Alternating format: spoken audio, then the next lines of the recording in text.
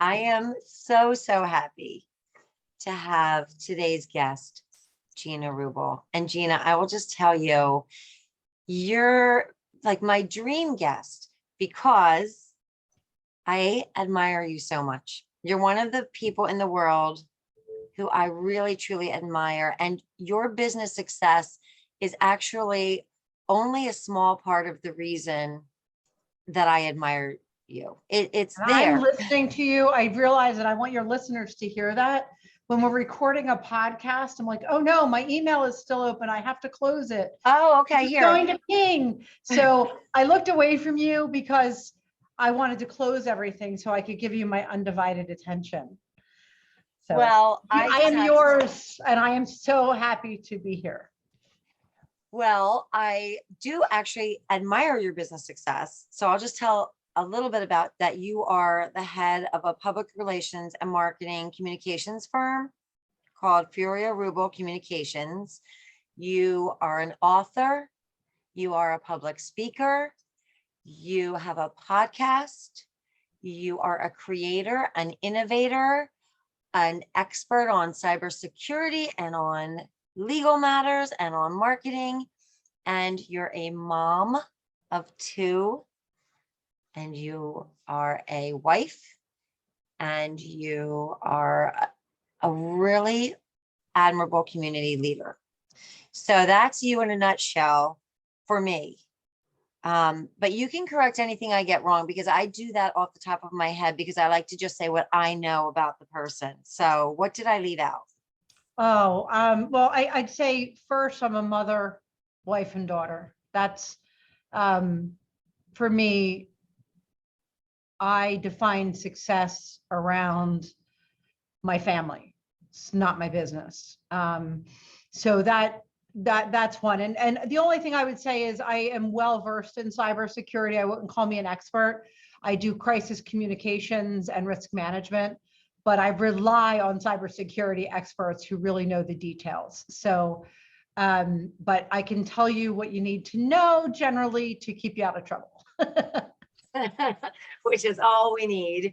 Perfect. And actually, I think when I first met you, I already knew of you and I knew about your business and I knew some of the leadership role you played in the community, but I didn't know about your family and I didn't know how authentic you would be. And it was just one of the things I loved about you, because you immediately spoke your truth. And I just love that.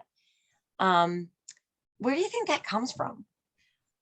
It's interesting you should ask that. I'm also a licensed attorney. I don't practice law. So I identify as a licensed attorney, but not a practicing attorney. And I think when I practiced law over 20 years ago, so I'm dating myself for your listeners, probably over 25 years ago now, there was the legal industry in particular, there was a lot of pressure, and in corporate industries where you had to dress a certain way, make sure you wear the blue suit and the beige shirt and the blue high heels, and you never talk about your family, and it was just this sterile work environment. And I was never comfortable in that sterile work environment. I thought it was fake. I didn't believe it served anyone. This idea that you can't show emotion in business. I felt that was ridiculous. I was looking for a word that would be appropriate for a podcast. And it just, for me, the word that matters most in life is integrity. And to have integrity means that we're all chameleons. And if anybody thinks you're not a chameleon, you are. You're going to be a different around your kids than you are your coworkers, than you are your high school friends or your college friends. That doesn't mean you're fake. It means you have integrity in those situations. But this idea that you can't still be the person that you are deep inside has always bothered me in corporate America. And I have found success in just being who I am. And if somebody doesn't like that, or that's not their style, then they're not the right business partner or employee or or perhaps even friend for me, because I wear my life on my sleeve. So just digging a little deeper, because there's a parameter that you just laid out. There's the clothes and the way to behave. So you were given the rules, whether you were given them, consciously or subconsciously, you were given the rules. Where does the ability to break those rules come from? Well, I'll probably say my mom and my dad, but uh, it's who I am. It's Yeah. I was that kid. I gave my parents a run for their money. I always questioned the rules. When we say the rules, I want listeners to know that I believe in guidelines and I believe in etiquette. I believe in saying please and thank you. There's a difference between rules that don't suit us, and I think we've talked about this before. My favorite book is The Four Agreements. And it talks about these agreements that we make because people told us it had to be that way. And these are the things that create guilt and false expectations. And so I think it's innate in me to ask questions. That's why I went to law school. I question everything. However, it's also, when I was about 30 years old, I read the book of the Four Agreements, and my life changed because I realized that I didn't have to be riddled with guilt. I didn't have to feel pressured to show up to things that didn't serve me, and I wasn't serving anyone else. Right. And I'll tell you, my good friend, Cheyenne, she just wrote a book that it's called 24 Things. And it's about, how to live a more fulfilled life. And when I was talking to her the other day, I had asked her a question. She's very intuitive. And I had asked her a question about, I had a bad day. Like, why did that have to happen on that day? And she said, because you did something you felt you should do, not that you wanted to do. Interesting. So every time you ask yourself, should I attend this? Why? Do I want to? Do I want to? Is it in, and whatever it is, are you attending something because you feel like you're missing out? Right. Or are you attending because you really genuinely and with integrity want to be present? And so that really hit home for me, because even today, when you say, where do you find it to question? I still sometimes revert back to maybe I should just do that. Yeah. Yep. And so it's something that we work on all the time as people in business, as moms, it's no decision is an easy one in my book. You have to think about it. Right. And things are decisions. I think that you just nailed it, because I think sometimes people don't even address that they're decisions. They're just coasting along without any thought. And you seem very intentional. I think that is probably part of your makeup as well. Oh, it is. It's funny. I've had employees over the years, when new employees come in, they'll say, well, just ask her why, because she always has a reason. Like, I am extremely intentional with everything. Right.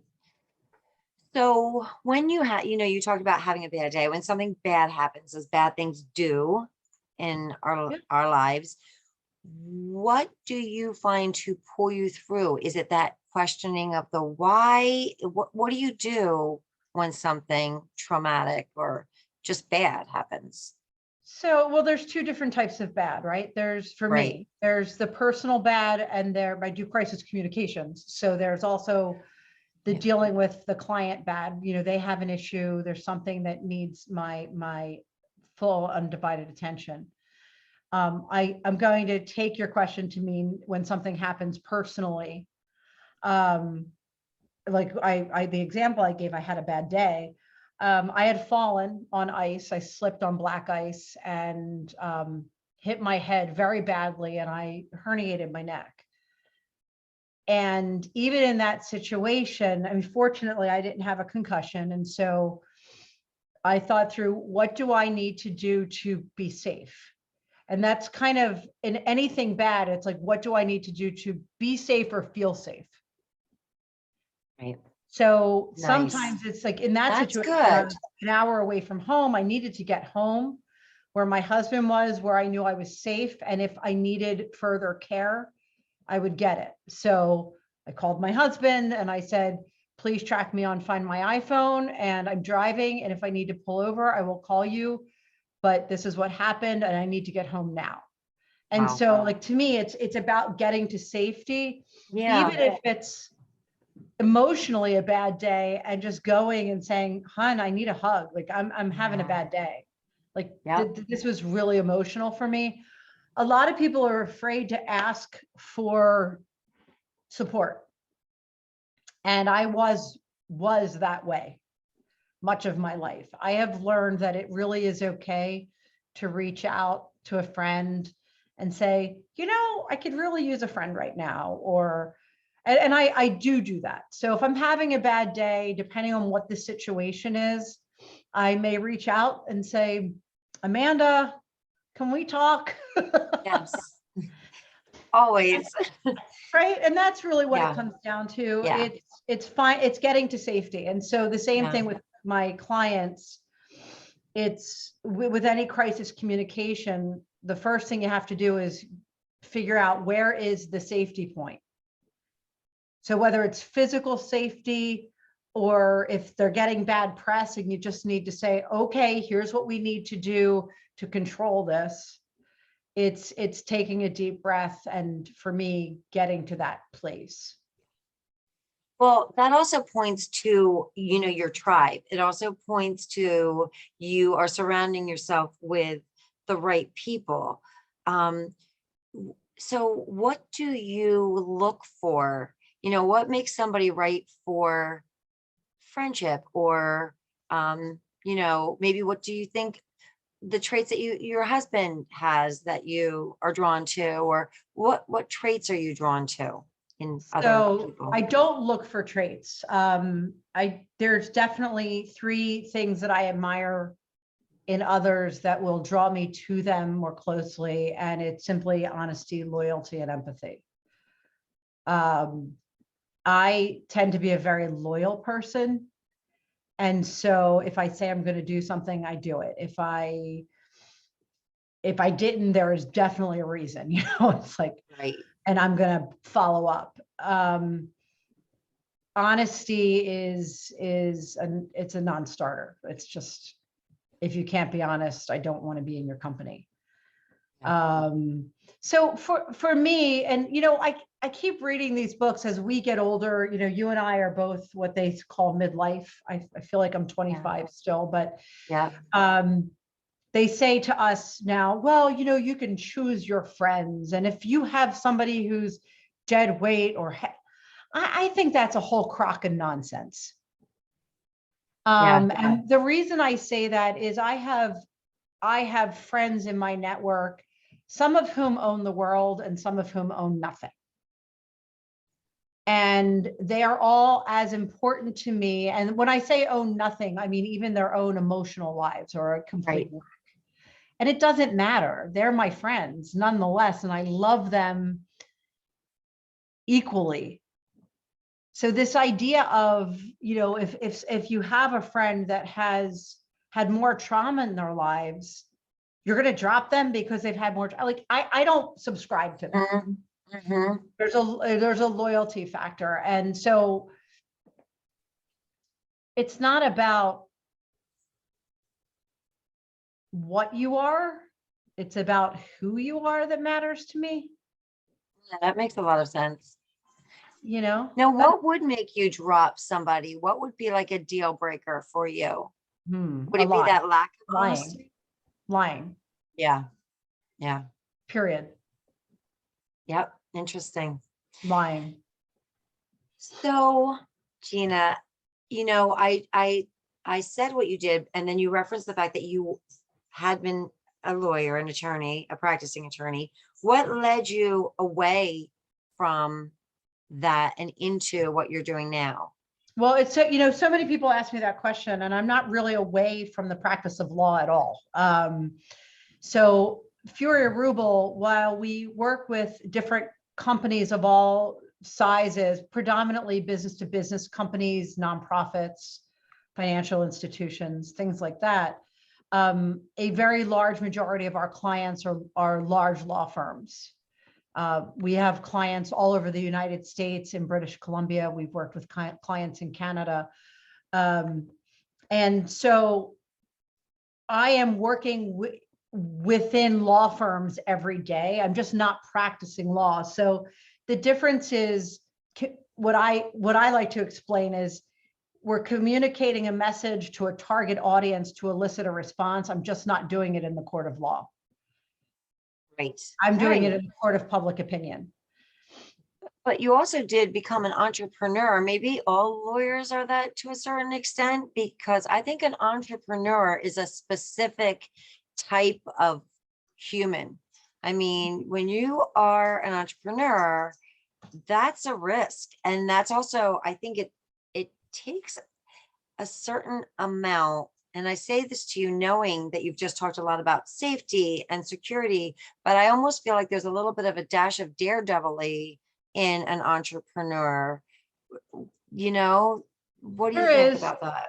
well, so first of all, the legal industry is made up of so many different types of people and so many different types of practice areas, and that there is a lot of entrepreneurism in legal, but there's also a lot of not entrepreneurism. So, the attorney who likes to work behind the scenes with the client and doesn't want to deal with payroll, or just wants to get their matters, go home at night, is no different than any other employee doing their job in a particular profession, right? And then you have the people who own the business, who bear the risk, as you will, going to your question. That being said, I don't know where entrepreneurism comes from. I tend to be risk averse. So I am a very careful entrepreneur. I don't bite off more than I can chew. I surround myself with smarter people than me. I listen to others' advice. I don't like making mistakes. I make them all the time. We all do. I don't like mistakes. So I'm not the entrepreneur, like the person who's going to buy and sell businesses all the time. I'm a very careful entrepreneur, and it comes back to my definition of success. When I started the business, I was consulting as a solopreneur, and I was able to be there with my kids. And so I was working 30 hours a week, and then it became 40 hours a week, and somewhere it became 50 hours a week. The company grew, but our company in this year is 20 years old. Wow. Yeah. So That's it's phenomenal. grown very slowly. So we're getting ready to celebrate our 20th anniversary our actual 20th anniversary is in June. And I'm very mindful. I look at other people who I admire immensely, who have started businesses and run businesses with 40, 50, 60, 100 employees. And I think, oh my gosh, they're insane. That to me is really a brave entrepreneur, because I am responsible for the lives of all of the employees and the payroll. And, I take that very seriously. And that you just started making me think when you said we, because it's so interesting. So your company bears your name.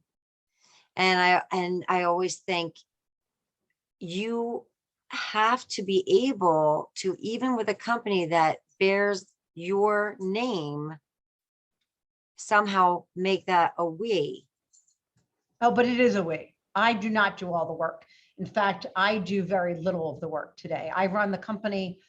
I have the smartest people, the most wonderful teammates, and they are brilliant. So where I may have started it early on, and I do believe that anybody in any business should have to work through every level of a company. Even a CEO should have to do a day in the life of the mail clerk. They should really understand. And so I've done all of those roles, but Furia Rubel is not me. It may bear my name, but this company is all about the team, our team, and our clients. Wonderful. What, Gina, would you say are you proudest of? Can you, or you don't have to say proudest, but what is something that you're very proud of? My kids. I mean, bottom line, nothing else matters in this world when, I mean, the big picture is really, I am so grateful to each of our children who have made good decisions in life, continue to make good decisions in life. And I tell them this, ad nauseum. I'm sure I torture them with it. I am proud of who they are. That's really great. So, I do ask those favorite questions that some people hate, but a favorite or impactful book for you? Well, as I had mentioned earlier, the 4 Agreements, that to me, it's life-changing. From the perspective of just kind of everyday, I read so many books. One of my other favorites is A Tree Grows in Brooklyn. Nice. Yeah. It's just this, it's a very, I can see the young woman who did media clipping, which is something that we hire out. And I could see her in New York. And I just when I read it, I had this picture. But there's so many books. The 4 Agreements is really from a personal and professional perspective, the one that I encourage everyone to read. I would agree with you there. What about, do you have either a quote that you look to, or I'm a quote person, so I've got scads of quotes, but is there a quote in particular that you respond to or like?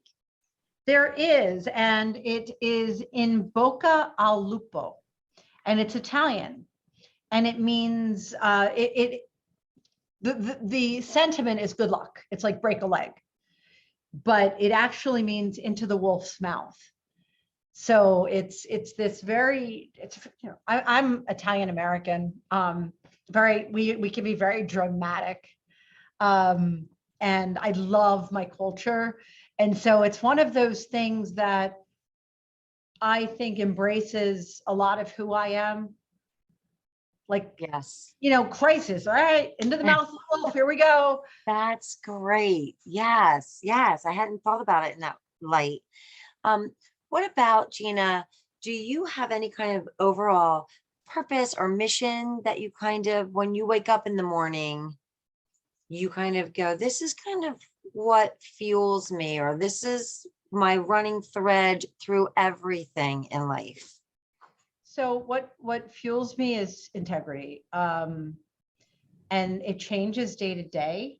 So being in the moment and respecting the moment is very important to me.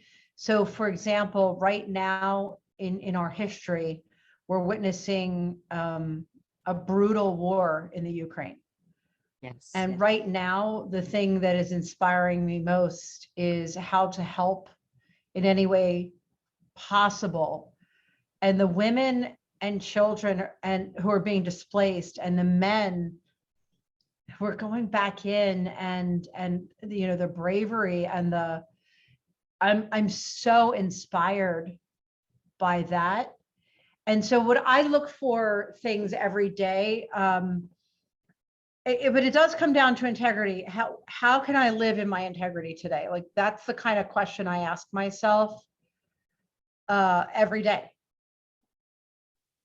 And you just talked about inspiration and the people of the Ukraine. And one of the questions I was going to ask you is, who do you admire? Who do you draw upon for inspiration?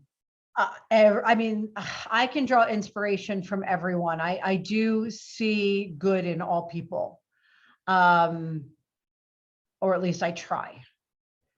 I don't exactly see good in Putin right now. I have to admit that's hard to come by.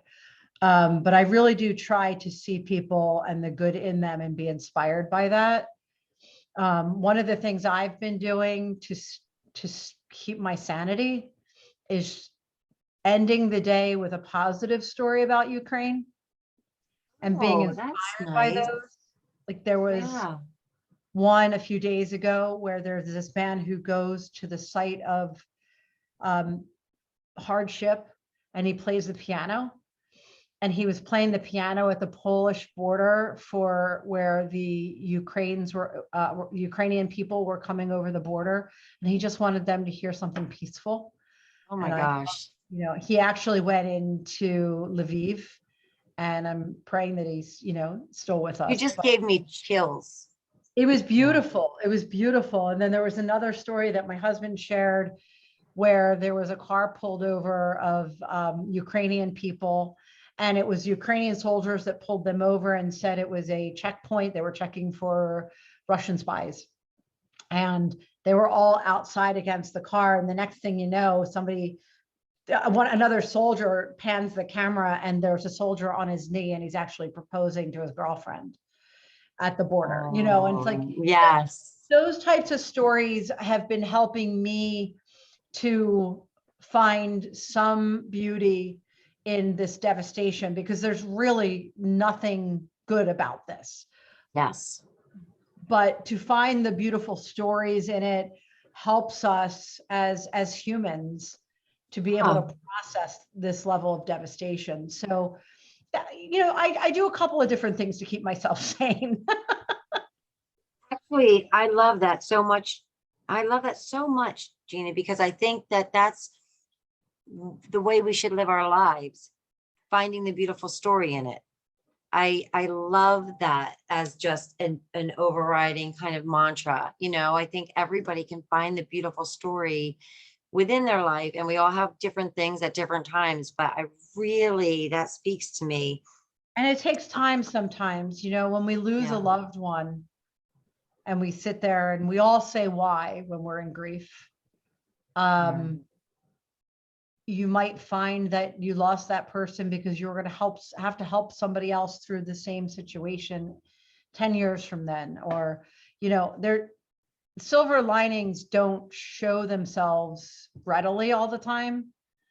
Yeah. But I do believe that every situation, good and bad, we learn from them. So, but that's how I'm staying sane after watching the news and being like, all right, I have to find something that's going to make me smile before I go to sleep. That's wonderful.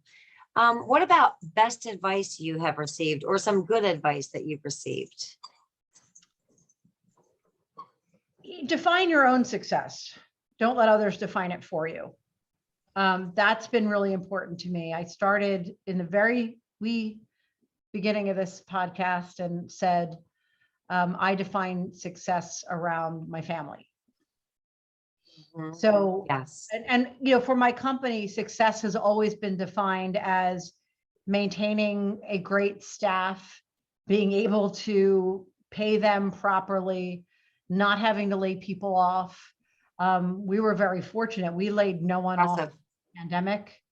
We didn't lay anyone off in 2008. Now we had to tighten our belts, and it was not easy, but that to me is success.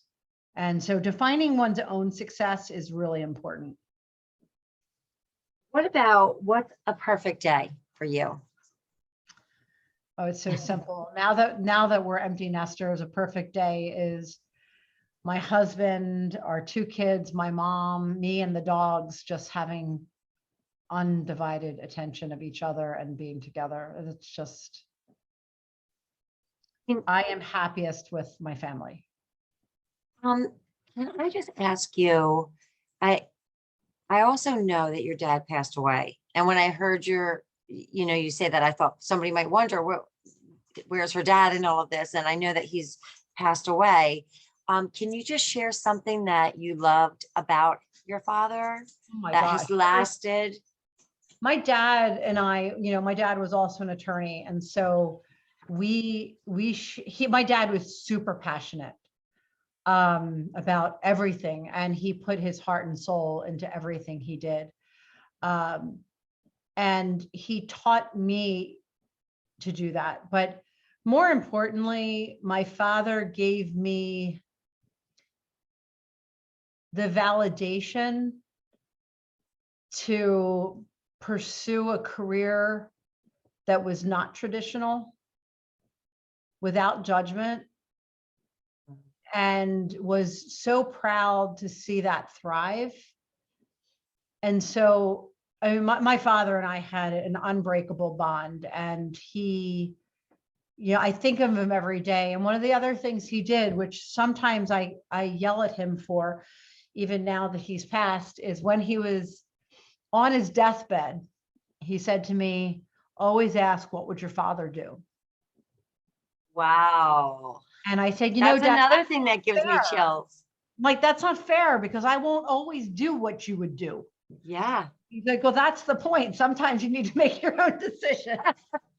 So it's just funny. I remember that every day. I'm like, oh, I wonder what my dad would do. So, Yeah. and my dad passed 10 years ago, almost, it'll be 11 this year. So, but he's always with me. That voice is inside me. So yeah, so, an even more perfect day would be to have all of your loved ones there, right? But Yes. that's not Yes.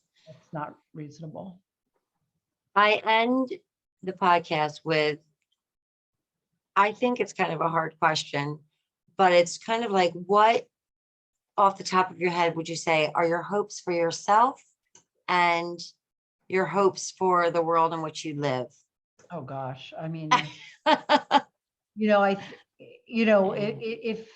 if we could do anything in the world, there would be peace. I'd cure cancer, and we'd live in a more sustainable society. Big picture, but from a smaller picture, I would really love to get to the point in business where I'm not working as hard and giving back more to the community.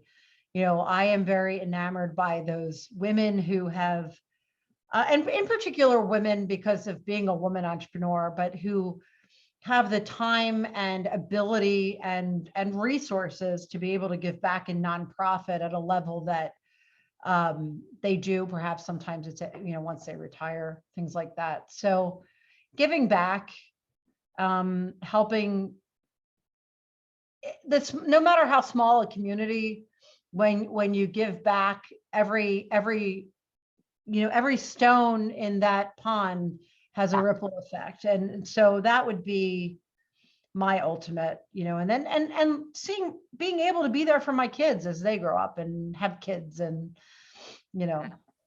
it's, we're blessed. Well, Gina, I think that's kind of the perfect ending point. I I really appreciate you coming on. I mean, I can't even tell you, because I tell you a lot. I tell you probably less than I could tell you if I weren't trying to contain my effusive nature. How great I think you are. So thank you very much. Well, Amanda, the feelings are 100% mutual, as you know, and I'm grateful to be here. And, hopefully together we will make this world a better place. Love it.